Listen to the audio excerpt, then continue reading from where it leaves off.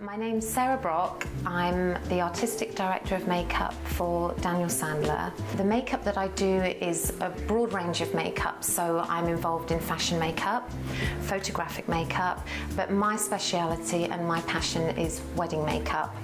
If a bride wants to book myself for a wedding day, the first point of contact is a phone call or an email. When the bride calls me, I'll ask her for details such as the date of her wedding, the number of people that are in the wedding party, and also the address of where I would need to travel to on the wedding day. And then the next contact that I have with the bride is when we meet up together about 4 to 6 weeks before the wedding day. I don't like to do it any earlier than that, because the nearer it is to the wedding day, the better, because then their skin will be pretty much how it will be on the wedding day.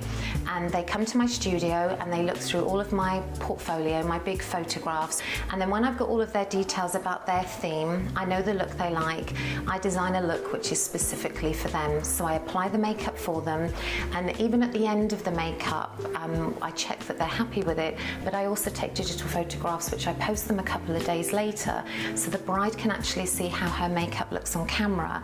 And then at that time we will schedule an appointment for the day of her wedding.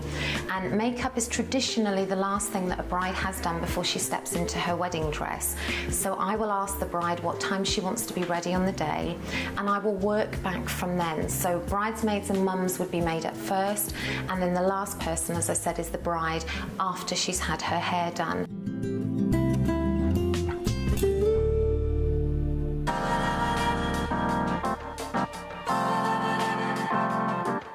The 3 do's and don'ts of wedding makeup. The first thing that's really important is that you have a makeup look on your wedding day which isn't extremely different from how you look. One important question I will always ask her is how she does her makeup on a day-to-day basis.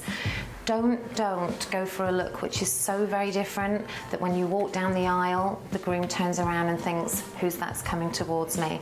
And number 2, don't use products that are very, very greasy. Obviously, brides like to have foundation and powder on their wedding day. It's really, really important that you use a light foundation.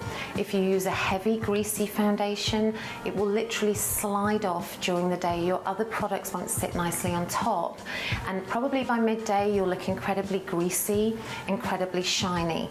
Number 3, don't use too much shimmer on your face on your wedding day. If you do, it will really, really stand out in the photographs. A little bit of sparkle is pretty and it's fine, but you don't want the only thing that you see in photographs to be a massive sparkle on the face. So now on to the 3 do's of wedding makeup. Number 1, make sure that you practice beforehand. This is for somebody, a bride, who's going to be doing her own makeup on her wedding day. The best thing I can say to you is to practice and practice as much as you can before. That's the ideal time to A, try different looks, and also you want the morning of your wedding to run as smoothly as possible. My second do's of wedding makeup is to use a primer. From the second you apply your makeup on the morning of your wedding to the time you want to wash it off, you want your face to stay looking absolutely flawless and perfect. You're going to have your photographs staying all day, and you want your foundation to look as perfect as it did in the morning right the way through to the evening. The way that you do this, my biggest recommendation is to use a primer. After you've applied your moisturizer, put a primer on top. This gives the foundation something to grab onto so it won't slide off the face.